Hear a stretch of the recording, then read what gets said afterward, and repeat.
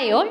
ഇന്ന് നമ്മൾ നമ്മുടെ സെറ്റ് കെമിസ്ട്രിക്ക് വളരെ അത്യാവശ്യമായിട്ടുള്ള സെലക്ഷൻ റൂൾസ് എന്ന് പറയുന്ന കൺസെപ്റ്റാണ് നമ്മൾ ഡിസ്കസ് ചെയ്യാനായിട്ട് പോകുന്നത്. നമ്മൾ കൺസെപ്റ്റ് ആദ്യം ഡിസ്കസ് ചെയ്യാം, ദെൻ അതുമായിട്ട് റിലേറ്റ് ചെയ്ത് ഒരു ചോദ്യം, എങ്ങനെയാണ് ചോദ്യം വരുന്നത് എന്നുള്ളതും കൂടെ നമുക്കൊന്ന് പരിചയപ്പെടാം. ഓക്കെ, അപ്പം സെലക്ഷൻ റൂൾസ് എന്ന് പറയുന്ന സമയത്ത് നമ്മൾ പ്രധാനമായിട്ടും നിങ്ങൾ രണ്ട് ടൈപ്പ് ഓഫ് സെലക്ഷൻ റൂൾസ് കേട്ടിട്ടുണ്ടായിരിക്കും. Spin selection rule, Laporte selection rule. Okay, അപ്പോൾ സ്പിൻ സെലക്ഷൻ റൂൾ എന്താണ്, അതിന്റെ കണ്ടീഷൻസ് എന്തൊക്കെയാണ്, ലപ്പോട്ടെ സെലക്ഷൻ റൂൾ എന്താണ്, അതിന്റെ കണ്ടീഷൻസ് എന്തൊക്കെയാണ്, ഇത്രയും കാര്യങ്ങളാണ് നമ്മൾ ഈ ഒരു സെക്ഷനിൽ ഡിസ്കസ് ചെയ്യാൻ പോകുന്നത്. വളരെ ഭയങ്കര ഡീറ്റെയിൽഡ് ആയിട്ടല്ല, നമ്മൾ ജസ്റ്റ് അതിൻ്റെ ഒരു ഒന്ന് കോർഡിനേറ്റ് ചെയ്തിട്ടുള്ള ഒരു ചെറിയ രൂപം. ഓക്കെ, ചെറിയൊരു രൂപത്തിൽ നമ്മളൊന്ന് മെയിൻ ആയിട്ടുള്ള പോയിന്റ്സ് എല്ലാം കൂടെ ജസ്റ്റ് ഒന്ന് പറഞ്ഞു പോവാണ്. ഓക്കെ, അപ്പം നമുക്ക് നോക്കാം. സെലക്ഷൻ റൂൾസ് എന്ന് പറയുമ്പോൾ there are various selection rules that governs the feasibility of a transition for transition metal complexes, and some of the important selection rules are spin rule and the orbital rule or Laporte selection rule. അപ്പം നമുക്കൊരു transition, okay, ഒരു particular transition തന്നു കഴിഞ്ഞാൽ ആ transition possible ആണോ അല്ലയോ എന്ന് മനസ്സിലാക്കുന്നതിന് വേണ്ടിയിട്ടാണ് നമ്മൾ സെലക്ഷൻ റൂൾസ് യൂസ് ചെയ്യുന്നത്. ഓക്കെ, ഒരു പെർട്ടിക്കുലർ ട്രാൻസിഷൻ പോസിബിൾ ആണോ അല്ലയോ എന്ന് മനസ്സിലാക്കുന്നതിന് വേണ്ടിയിട്ടാണ് നമ്മൾ സെലക്ഷൻ റൂൾസ് യൂസ് ചെയ്യുന്നത്. ഓക്കെ, അപ്പോൾ നമ്മുടെ ട്രാൻസിഷൻ മെറ്റൽസിനെ സംബന്ധിച്ചിടത്തോളം അല്ലെങ്കിൽ ഡി ബ്ലോക്ക് എലമെന്റ്സിനെ സംബന്ധിച്ചിടത്തോളം നമ്മൾ പ്രധാനമായിട്ടും രണ്ട് സെലക്ഷൻ റൂൾസ് ആണ് യൂസ് ചെയ്യുന്നത്. അതിൽ ഒന്നാമത്തത് സ്പിൻ സെലക്ഷൻ റൂള്, രണ്ടാമത്തത് ലപ്പോട്ടെ സെലക്ഷൻ റൂള്, അല്ലാന്നുണ്ടെങ്കിൽ ഓർബിറ്റൽ സെലക്ഷൻ റൂള് എന്നും പറയാറുണ്ട്. ഓക്കെ, ദെൻ ഫസ്റ്റ് ആയിട്ട് നിങ്ങൾ പഠിച്ചിരിക്കേണ്ടത് ഈ രണ്ട് സെലക്ഷൻ റൂൾസിന്റെയും കണ്ടീഷൻസ് ഒന്ന് നോക്കി വെച്ചേക്കാം. അതിനുശേഷം നമുക്ക് ഡീറ്റെയിൽ ആയിട്ട് ഓരോ സെലക്ഷൻ റൂൾസിലോട്ടും പോവാം. ഒന്നാമത്തെ സെലക്ഷൻ റൂളാണ് സ്പിൻ സെലക്ഷൻ റൂള്. എന്താണ് spin selection rule? Spin selection റൂളിന്റെ കണ്ടീഷൻ ഇതാണ്: ഡെൽറ്റ എസിന്റെ വാല്യൂ 0 ആവണം. അതായത് രണ്ട് ഡിഫറെന്റ് ട്രാൻസിഷൻസ് നമ്മൾ കൺസിഡർ ചെയ്യുന്ന സമയത്ത് ആ രണ്ട് ട്രാൻസിഷൻസിന്റെയും സ്പിൻ വാല്യൂ തമ്മിലുള്ള ഡിഫറൻസ് 0 ആയിരിക്കണം. അതിന്റെ അർത്ഥം എന്താ? രണ്ടുപേരുടെയും സ്പിൻ വാല്യൂ സെയിം ആവണം, എങ്കിലല്ലേ ഡിഫറൻസ് 0 ആവുള്ളൂ. ഓക്കെ, അപ്പൊ അതാണ് സ്പിൻ സെലക്ഷൻ റൂളിന്റെ condition, delta S is equal to 0. ഇനി ലപ്പോട്ടെ സെലക്ഷൻ റൂളിന്റെ കണ്ടീഷൻ ഇതാണ്: delta L is equal to +1. അതായത് ട്രാൻസിഷൻസ് എപ്പോഴും നടക്കുന്ന സമയത്ത് എൽ വാല്യൂസ് തൊട്ടടുത്തടുത്തുള്ള എൽ വാല്യൂസ് ആയിരിക്കണം. തൊട്ടടുത്തടുത്തുള്ള എൽ വാല്യൂസ് ആയാലല്ലേ ഡെൽറ്റ എല്ലിന്റെ ഡിഫറൻസ് പ്ലസ് അല്ലെങ്കിൽ -1 വരുള്ളൂ. അപ്പം delta L equal to +or-1 എന്നുള്ളതാണ് ലപ്പോട്ടെ സെലക്ഷൻ റൂളിന്റെ കണ്ടീഷൻ. ഓക്കെ, അപ്പൊ ഇനി നമുക്ക് ഡീറ്റെയിൽ ആയിട്ട് ഓരോ സെലക്ഷൻ റൂളിലോട്ടും പോവാം. ഫസ്റ്റ് സ്പിൻ സെലക്ഷൻ റൂൾ നോക്കിക്കേ. Spin selection rule says that allowed transition must involve the promotion of electrons without the change in their spin. അപ്പോൾ ഒരു ട്രാൻസിഷൻ അലൗഡ് ആവണം എന്നുണ്ടെങ്കിൽ ട്രാൻസിഷൻ നടക്കുന്ന രണ്ട് സ്റ്റേറ്റുകളുടെയും സ്പിന്ന് സെയിം ആയിരിക്കണം. അതാണ് നമ്മുടെ സ്പിൻ സെലക്ഷൻ റൂൾ പറയുന്നത്.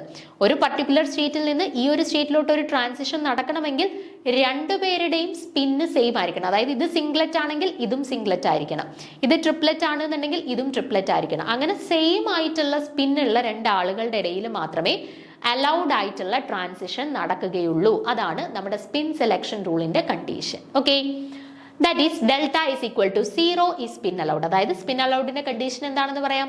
രണ്ട് പേരുടെയും സ്പിന്ന് സെയിം ആണെങ്കിൽ ഡെൽറ്റ ഇസ്, രണ്ടുപേരുടെയും സ്പിന്നുകൾ തമ്മിലുള്ള വ്യത്യാസം 0 ആയിരിക്കുമല്ലോ.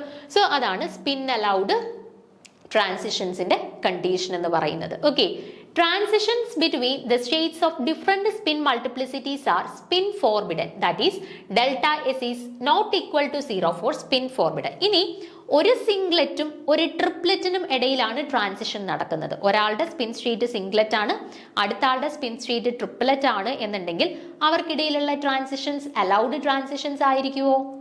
അല്ല, അവർക്കിടയിലുള്ള ട്രാൻസിഷൻസ് ഫോർബിഡൻ ട്രാൻസിഷൻസ് ആയിരിക്കും. അങ്ങനെയുള്ളതിനെ നമ്മൾ സ്പിൻ ഫോർബിഡൻ ട്രാൻസിഷൻ എന്ന് പറയും. ഓക്കെ, ആൻഡ് സ്പിൻ ഫോർബിഡൻ ട്രാൻസിഷൻസിന്റെ കേസിൽ ഡെൽറ്റ എസിന്റെ വാല്യൂ 0 ആയിരിക്കുമോ?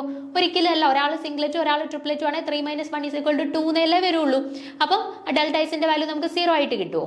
ഇല്ല. അപ്പൊ സ്പിൻ ഫോർബിഡൻ ട്രാൻസിഷൻസിന്റെ കേസിൽ delta S not equal to 0 എന്നാണ് വരുന്നത്. Okay, therefore the transitions from the singlet to singlet or triplet to triplet state is allowed transition, while the transitions from the singlet to triplet or triplet to singlet state is forbidden. Okay, അപ്പോൾ നോക്കിക്കേ, അങ്ങനെ ആണെന്നുണ്ടെങ്കിൽ നമ്മുടെ നിയമം അനുസരിച്ച് സിംഗ്ലറ്റിൽ നിന്ന് സിംഗ്ലറ്റിലേക്കുള്ള transition, അല്ലാന്നുണ്ടെങ്കിൽ ട്രിപ്ലറ്റിൽ നിന്ന് ട്രിപ്ലറ്റിലേക്കുള്ള ട്രാൻസിഷൻസിനെ നമുക്ക് എന്ത് വിളിക്കാം? സ്പിൻ അലൗഡ് ട്രാൻസിഷൻ എന്ന് വിളിക്കാം. കാരണം അവിടെ ഡെൽറ്റ എസിന്റെ വാല്യൂ 0 ആണ്. എന്നാൽ സിംഗ്ലറ്റിൽ നിന്ന് ട്രിപ്ലെറ്റിലേക്ക് അല്ലെങ്കിൽ ട്രിപ്ലെറ്റിൽ നിന്ന് സിംഗ്ലറ്റിലേക്കുള്ള ട്രാൻസിഷൻസിനെ നമുക്ക് എന്ത് വിളിക്കാം? സ്പിൻ ഫോർബിഡൻ ട്രാൻസിഷൻസ് എന്ന് വിളിക്കാം. കാരണം അവിടെ ഡെൽറ്റ എസിന്റെ വാല്യൂ നോട്ട് ഈക്വൽ ടു 0 ആണ്. ഓക്കെ, അപ്പൊ ഇതാണ് നമ്മുടെ സ്പിൻ സെലക്ഷൻ റൂളിന്റെ പ്രധാനപ്പെട്ട കണ്ടീഷൻസ്. ഇനി ലപ്പോർട്ടെ സെലക്ഷൻ റൂൾ അല്ലെന്നുണ്ടെങ്കിൽ ഓർബിറ്റൽ സെലക്ഷൻ റൂൾ നോക്കിക്കേ. The orbital selection rule states that for a molecule having center of symmetry, transitions with the same subshells are forbidden. അതായത് ഒന്നാമത് ഓർത്തിരിക്കേണ്ട പോയിന്റ് ഇതാണ്. നമ്മുടെ ലപ്പോർട്ടെ സെലക്ഷൻ റൂൾ അല്ലെങ്കിൽ ഓർബിറ്റൽ സെലക്ഷൻ റൂള് എവിടെ മാത്രമേ വാലിഡ് ആയിട്ടുള്ളൂ? സെന്റർ ഓഫ് സിമിട്രി ഉള്ള മോളിക്യൂൾസിൽ മാത്രമേ വാലിഡ് ആയിട്ടുള്ളൂ. അതായത് നമ്മുടെ ഒക്ടാഹെഡ്രലിന്റെ കേസിൽ സെന്റർ ഓഫ് സിമിട്രി ഉണ്ട്, സോ അവിടെ വാലിഡ് ആണ്. പക്ഷേ ടെട്രാഹെഡ്രലിന്റെ കേസിൽ ഒരു സെന്റർ ഓഫ് സിമിട്രി ഉണ്ടോ? ഇല്ല. സോ അവരുടെ കേസിൽ ഇത് വാലിഡ് അല്ല. സോ ഓർത്തിരിക്കേണ്ട ഒന്നാമത്തെ പോയിന്റ് ആണ് ലപ്പോർട്ടെ selection rule is valid in species which having centre of symmetry.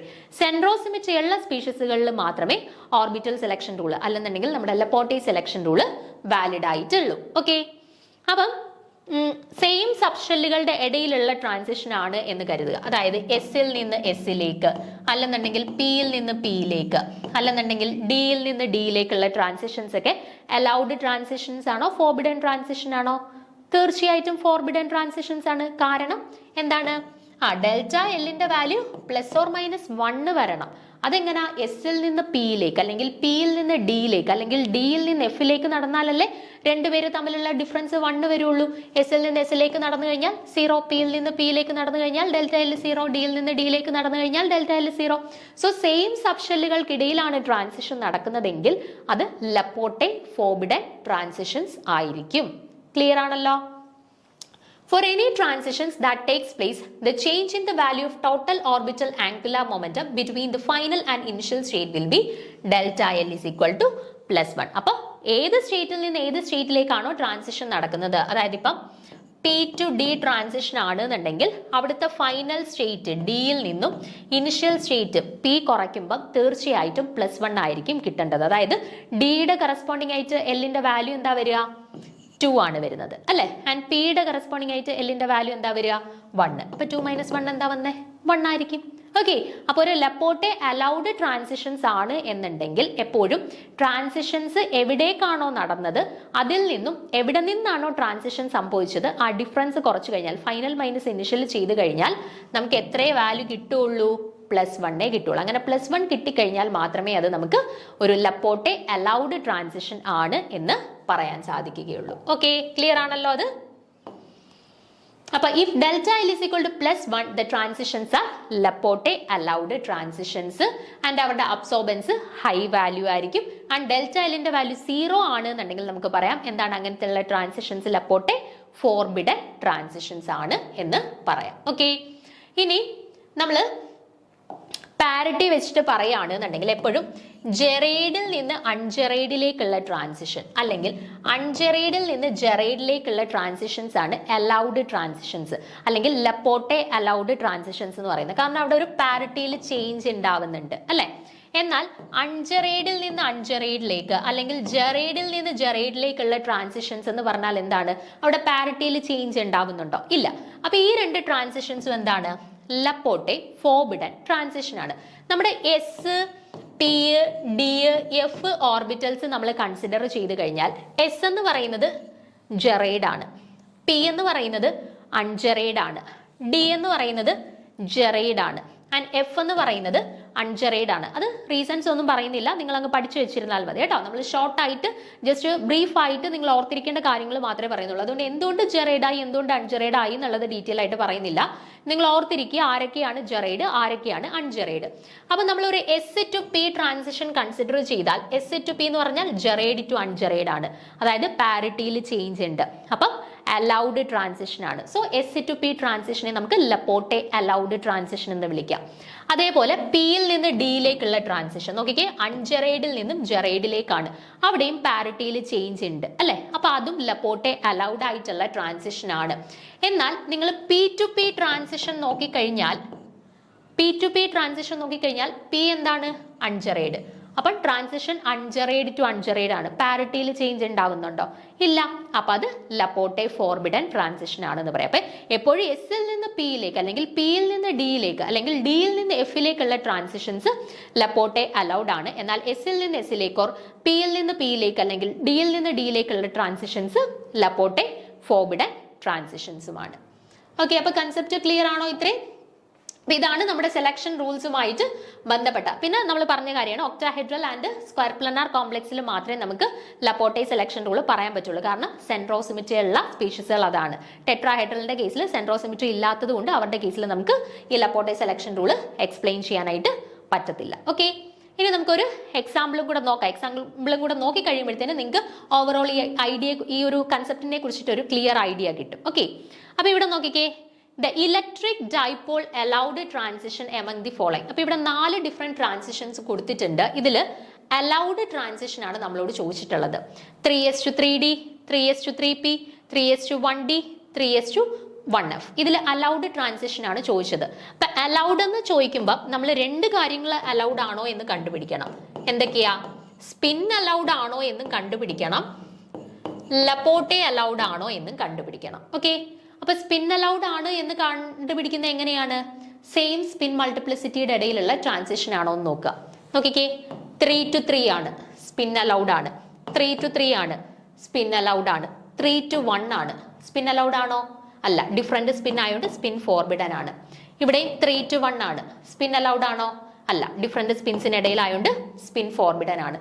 ഇനി ലപ്പോട്ടെ അലൗഡ് ആണോ ലപ്പോട്ടെ ഫോർബിഡൻ ആണോ എന്നുള്ളത് നോക്കുക. ബാക്കി 2 പേരെ നോക്കിയാൽ മതി. നോക്കിക്കേ, ഇവിടെ എസിൽ നിന്ന് ഡിയിലേക്കാണ്. നമുക്കറിയാം S, P, D, F. S Jared ആണ്, പി അൺജറേഡ് ആണ്, ഡി ജറേഡ് ആണ്, എഫ് അൺജറേഡ് ആണ്. ഇവിടെ എവിടെ നിന്ന് എങ്ങോട്ടാണ് ട്രാൻസിഷൻ നടന്നേക്കുന്നത്? എസിൽ നിന്ന് ഡിയിലേക്ക്. എസ് ജറേഡ് ആണ്, ഡിയും ജറേഡ് ആണ്. ജറേഡിൽ നിന്ന് ജറേഡിലേക്ക് ട്രാൻസിഷൻ നടക്കുവോ? ഇല്ല. സോ ഇത് ലപ്പോട്ടെ ഫോർബിഡൻ ആണ്. ഇനി ഇയാളുടെ കേസ് നോക്കിക്കേ, എസിൽ നിന്ന് പിയിലേക്കാണ്. എസ് എന്താണ്? ജറേഡ് ആണ്. പി എന്താണ്? അൺജറേഡ് ആണ്. അപ്പൊ ജിയിൽ നിന്ന് യുയിലേക്ക് അല്ലെങ്കിൽ ജറേഡിൽ നിന്നുള്ള അൺജറേഡിലേക്കുള്ള ട്രാൻസിഷൻ അലൗഡ് ആണോ? അലൗഡ് ആണ്. സോ ഓപ്ഷൻ ബിയിൽ സ്പിൻ അലൗഡുമാണ്, ലപ്പോട്ടെ അലൗഡ് ആണ് എന്ന് നമ്മൾ കണ്ടുപിടിച്ചു. സോ ഇവിടെ കറക്റ്റ് ആൻസർ ആയിട്ട് വരുന്ന ഏതാണ്? Option B. കേട്ടോ, അപ്പൊ ഈ ഒരു രീതിയിലാണ് നമ്മുടെ സെലക്ഷൻ റൂളുമായിട്ട് റിലേറ്റ് ചെയ്തിട്ട് ക്വസ്റ്റ്യൻസ് വരുന്നത്. അപ്പൊ നിങ്ങൾ കൃത്യമായിട്ട് നമ്മുടെ spin selection rule and Laporte selection റൂളിന്റെ കണ്ടീഷൻസ് പഠിച്ചിരിക്കുക. ഈ രീതിയിൽ ക്വസ്റ്റ്യൻസ് ഒന്ന് പ്രാക്ടീസ് ചെയ്ത് നോക്കുക. നമുക്ക് ഷുവർ ആയിട്ട് മാർക്ക് സ്കോർ ചെയ്യാൻ പറ്റുന്ന ഒരു കൺസെപ്റ്റ് ആണ്. ഓക്കെ, ക്ലിയർ ആണെന്ന് വിശ്വസിക്കുന്നു. Thank you.